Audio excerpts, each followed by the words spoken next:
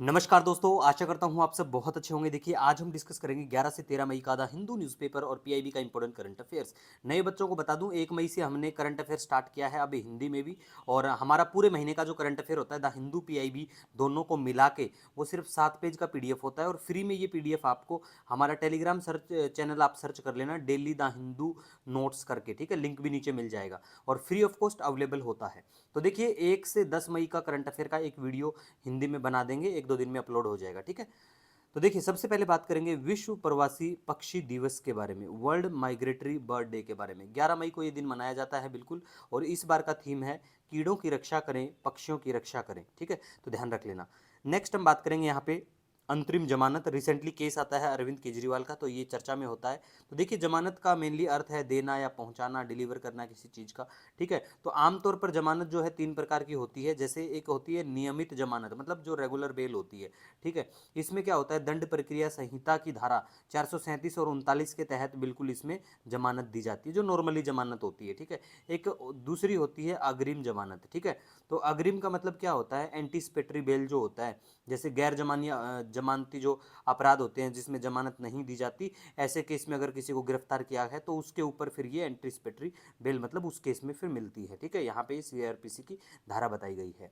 अंतरिम जमानत की अब बात करें तो देखिए, न्यायालय के द्वारा अस्थायी और अल्प अवधि के लिए दी गई और नियमित या अग्रिम जमानत के अनुदान के लिए सुनवाई से पहले दी गई जमानत ये होती है, ठीक है भैया। तो ध्यान रख लेना। नेक्स्ट हम यहाँ बात करेंगे। देखिए, विप्रो ने एशिया, प्रशांत, भारत और मध्य पूर्व और अफ्रीका के लिए विनय फिराके को मुख्य कार्यकारी अधिकारी नियुक्त किया गया है। ऐसे वाले जो सवाल क्वेश्चन जो पूछे जाते हैं वो एसएससी या बैंक के जो एग्जाम होते हैं उनमें ऐसी चीज़ें पूछते हैं, तो ध्यान रख लेना, ठीक है, वनडे एग्जाम। नेक्स्ट हम बात करेंगे ओलियंडर फूल के बारे में।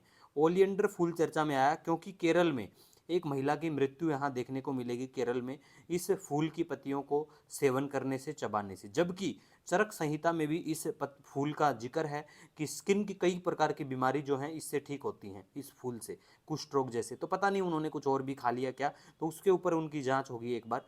तो ओलियंडर फूल के बारे में बात करें तो देखिए, दुनिया भर में इसकी खेती की जाती है। उष्ण कटिबंधीय, उपोष्ण कटिबंधीय और समशीतोष्ण क्षेत्रों में होती है। और केरल में इसे अराली और कनाविरम के नाम से भी जाना जाता है, ठीक है। नेक्स्ट हम बात करेंगे हनुमान। हनुमान क्या है, भारतीय एआई प्लेटफॉर्म है और 98 वैश्विक भाषाओं में इसको लॉन्च किया गया, जिसमें 12 भाषाएं जो है भारतीय होंगी हमारी, ठीक है। और ए आर्टिफिशियल इंटेलिजेंस का एक प्रकार है, एक रूप है, सबसे बड़ा बहुभाषी प्लेटफॉर्म, ठीक है। या भाषा मॉडल, भाषा मॉडल किससे संबंधित है, इसी से संबंधित है, ठीक है। नेक्स्ट हम यहाँ बात करेंगे, अंग्रेजी लेखक हैं रस्किन बॉन्ड, ठीक है। तो ये चर्चा में आते हैं क्योंकि इनको दिया जाएगा साहित्य अकादमी फेलोशिप से सम्मानित, ठीक है। और पहली बार प्रथम विजेता कौन है इस फेलोशिप के, तो वो दिया गया था सर्वपल्ली राधाकृष्णन को, ठीक है। नेक्स्ट हम बात करेंगे, काफ़ी इंपॉर्टेंट बन जाता है। देखिए, 1952 के कर्मचारी भव्य निधि संशोधित अधिनियम के अनुसार, ठीक है, 2008 में इसको अमेंडमेंट इसका होता है। तो देखिए, उसके अनुसार अगर हम बात करें तो 6 महीने की न्यूनतम अवधि के लिए भारत में कार्यरत अंतर्राष्ट्रीय श्रमिकों को पीएफ जो भविष्य निधि है योगदान करने के लिए अनिवार्य है, जिसमें कर्मचारियों के कुल वेतन का 12% शामिल है, ठीक है। मतलब जो इंटरनेशनल जो अपने काम करने भारत में आएंगे, इंटरनेशनल जो वर्कर हैं वो, तो भारत में कम से कम 6 महीने तक आप काम किए हुए यहाँ रहने चाहिए अगर आपको पीएफ वाला ये सब मिलना है तो। और आपकी जितनी आय होगी उसका 12% इसमें पीएफ में कटेगा, ठीक है भैया। नेक्स्ट हम बात करेंगे गोल्ड बिल्ड मैगपाई। आपको सिर्फ याद रखना है, देखिए, ब्लू बिल्ड मैगपाई भी होते हैं।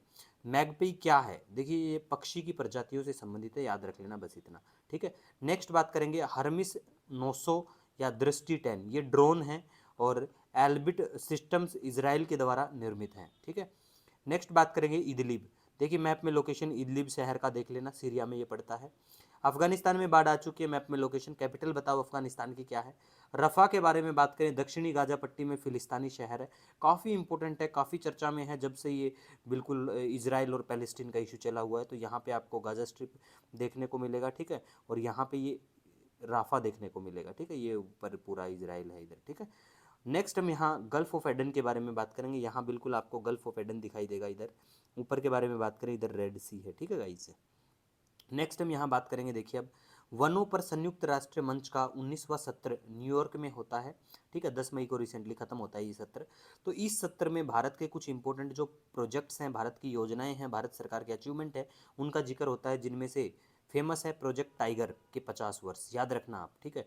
दूसरा, इंटरनेशनल बिग कैट अलायंस, ठीक है, ये वाला थोड़ा सा इशू, मतलब इसको वो कर लेना, गलती से हाँ एरो लग गया, ठीक है।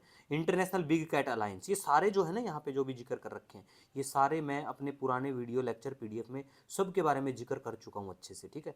ग्रीन क्रेडिट प्रोग्राम, हरित कार्यक्रम जो है ये भारत सरकार का, ये काफ़ी इंपॉर्टेंट है, इसको याद रख लेना, ठीक है। प्रोजेक्ट हाथी के भी 30 वर्ष पूरे हो चुके हैं।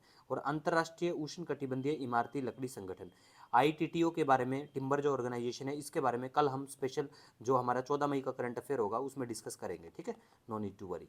बाकी जो भी हमारे ऐसे जो वर्ल्ड लेवल पे ग्लोबली जो भी हमारे प्रोजेक्ट है उनका जिक्र होता है तो हमारे लिए काम के बनते हैं, ठीक है।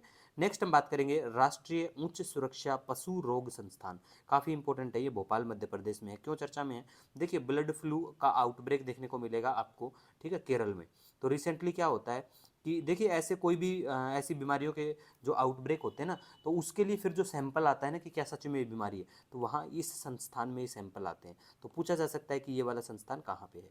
नेक्स्ट, बर्ड फ्लू के बारे में आप सभी को पता है, बताने की कोई ज़रूरत है नहीं, ठीक है, क्योंकि घूम फिर के हर साल चर्चा में बनी ही रहती है चीज़ें। नेक्स्ट, कोयला है, कोयला के बारे में इंपॉर्टेंट चीज़ें याद रख लेना। प्रमुख उत्पादक राज्य के बारे में बात करें, ओडिशा है, छत्तीसगढ़ है, झारखंड है, मध्य प्रदेश है, ठीक है। दूसरा, ये बिल्कुल कोयला जो है ब्लैक गोल्ड, प्राकृतिक रूप से पाए जाने वाला एक जीवाश्म ईंधन है जो हाइड्रोकार्बन के साथ साथ कार्बन से बना होता है और ज्वलनशील तलछटी चट्टानों के रूप में भी पाया जाता है, ठीक है। और इसके प्रकार हैं, जैसे एंथ्रासाइट है, ठीक है, कार्बन की मात्रा उसमें 80 से 90% है। बिटुमिनस की बात करें 60 से 80% है उसमें। और लिग्नाइट की बात करें 40 से 55% उसमें कार्बन मात्रा। पीट के बारे में बात करें 40% से कम मात्रा देखने को मिलेगी। एंथ्रासाइट आपको मेनली जम्मू कश्मीर में मिलेगा। बिटुमिनस जो है आपको झारखंड, पश्चिम बंगाल, उड़ीसा, मध्य प्रदेश। लिग्नाइट की बात करें तमिलनाडु, गुजरात, राजस्थान में देखने को मिलेगा। और देखिए, देश की 55% ऊर्जा आवश्यकताओं को कोयला पूरा करता है, ठीक है। और सबसे कोयले से इंपॉर्टेंट जो सवाल है, एक बार सिविल सर्विस के प्रीलिम्स में पूछा भी जा चुका है, याद रख लेना कि कोयला क्षेत्र का राष्ट्रीयकरण जो है 1972 में इंदिरा गांधी गवर्नमेंट के टाइम पे ये हुआ था, तो याद रख लेना। एक 1973 का अपना कोल वाला एक्ट भी है, कोल माइनिंग वाला, ठीक है।